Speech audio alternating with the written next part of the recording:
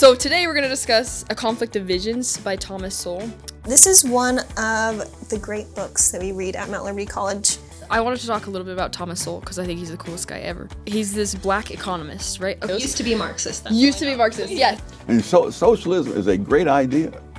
That does not mean it's a great reality.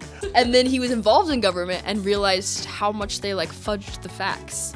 These things are more than just, oh, we believe there should be more or less freedom. It's about what even is freedom and what even is the goal. That really reminds me of Plato's Republic. I feel like that's kind of what he's going for, like this unconstrained view. He has this perfect republic and the perfect leader, this philosopher king that knows what's best for the group, is better, more benevolent, more wise, more learned. He's the philosopher, and Plato believes the philosopher knows the truth, and capital T truth, everything. I actually think the American Revolution, particularly the Constitutional Convention, was kind of like both visions. It's kind of where you see that conflict really well. No, Thomas Sowell brings this up a little bit in his book where he talks about Federalists, I think, in particular, how the Federalists in the American Revolution, they were very constrained, pushing for the Bill of Rights, because they're saying the government is, because of human nature and because of the way things are, we need to be protected.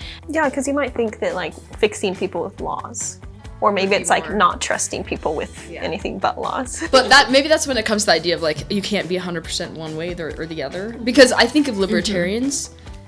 Libertarians to me have this extreme conflict of visions in my mind. It seems like they're constrained when it comes to government, but then they expect people, normal everyday people, citizens, to be benevolent. He talks about kind of the role a vision plays in our lives, and I love this part. I'm going to read it. He says, visions fill in the necessary large gaps in individual knowledge. Thus, for an example, an individual may act in one way in some area in which he has great knowledge, but in just the opposite way elsewhere, where he is relying on a vision he has never tested empirically. Our visions are something that are often hidden to us. It's something we don't easily recognize or see. Oh, how did he put it? But do you think people use logic for their to get to their opinions? And obviously not, because there are a lot of opinions out there that are really illogical from a lot of different perspectives. There are things that we don't understand about ourselves, and I think that's valuable to recognize. That's one step. It's I don't know this about myself, and exploring this, at least for me, it was a really good way for me to kind of get to know myself a little bit more. It's yeah, I don't know. I found a lot of identity and purpose in studying works like this because I see myself reflected back in the books.